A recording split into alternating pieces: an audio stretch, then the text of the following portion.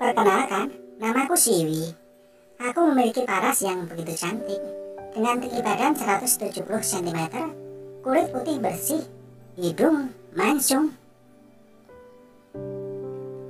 Aku dua bersaudara, adikku cowok namanya Aldi. Dia masih kelas 3 SMP. Kita berdua sering ngobrol bersama. Ngobrol tentang banyak hal yang membuat kami jadi begitu dekat.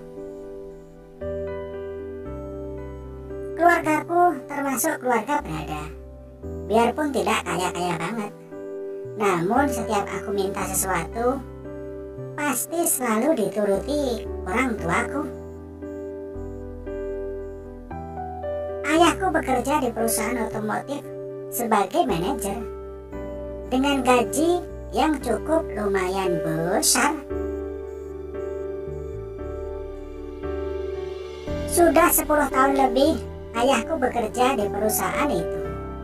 Makanya ayah menjadi orang kepercayaan bos besarnya. Sedangkan ibuku tak kalah dengan ayah. Ibu mendirikan sebuah konveksi. Dengan keuletan ibuku, usaha konveksinya begitu maju, hingga banyak pesanan yang datang. Cerita ini terjadi ketika aku masih SMA. Ketika itu umurku masih 18 tahun. Waktu itu rambutku masih panjang sebahu. Di sekolah aku termasuk sebagai anak yang menjadi idola para lelaki.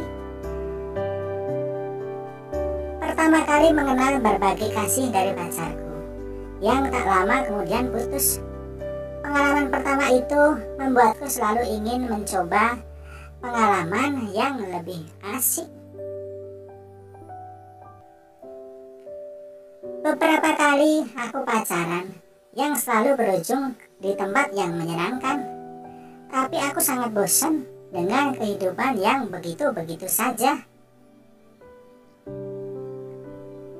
Aku menginginkan seseorang yang bisa membuatku lebih bersemangat lagi.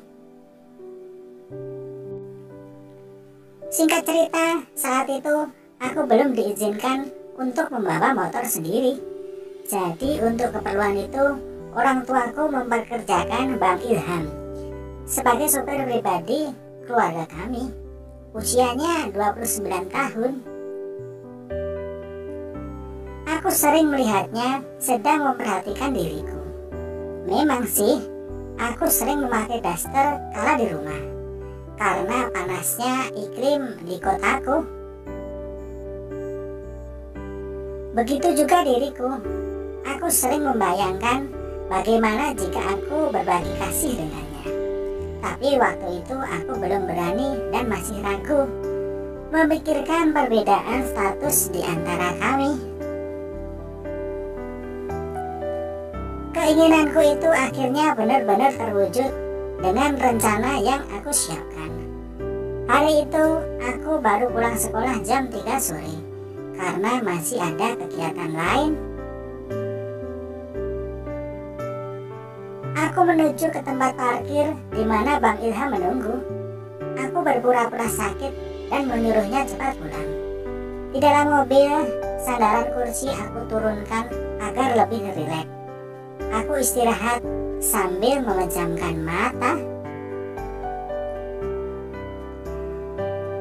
Aku juga menyuruhnya untuk mematikan AC dengan alasan sakit.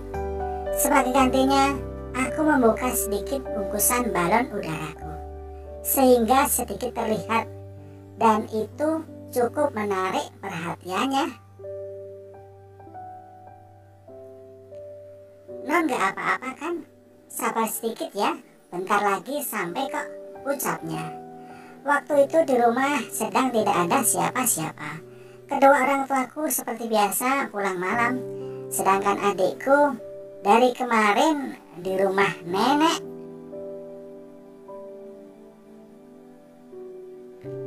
Saat tiba di rumah, aku memintanya untuk membawa ke tempat istirahat di lantai 2. Ketika dia mau pergi dari tempat istirahatku, Aku mencegahnya dan menyuruhnya memijat kepalaku. Dia tampak gugup melihat wajahku. Aku lihat matanya terus mengarah pada balon udara yang indah itu. Karena terus-terusan disuguhi pemandangan seperti itu, akhirnya dia memberanikan diri menelusuri perbukitan hingga mencari-cari sarang lebah di antara rerumputan itu. Aku hanya dapat berdiam saat ia berkelana semakin jauh. Sesaat kemudian, Bang Ilham terkagum-kagum melihat sarang lebah yang sudah dia temukan itu. Aku hanya menggelengkan kepala ketika Bang Ilham yang merasa mendapatkan izin dariku menjadi semakin bersemangat. Kita pun melakukannya sore itu. Dalam sekejap, aku dibuatnya bahagia. Rasa senang dan gembira bercampur menjadi satu dalam aktivitas ini. Sungguh luar biasa sekali. Ini tak dapat diucapkan dengan kata-kata. Hingga pada detik-detik sebelum berakhir, suara merdu Bang Ilham pun terdengar. Suara itu sangat indah sekali. Setelah menyelesaikan, dia langsung istirahat.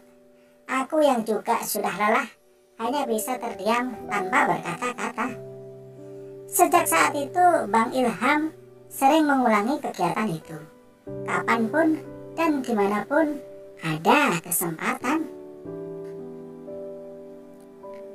Tampaknya dia sudah biasa dan lupa bahwa aku ini majikannya. Bahkan pernah suatu ketika aku sedang belajar menjelang ujian kelulusan yang sudah 1 minggu lagi. Tiba-tiba dia mendatangiku dan meminta aku untuk berbagi lagi.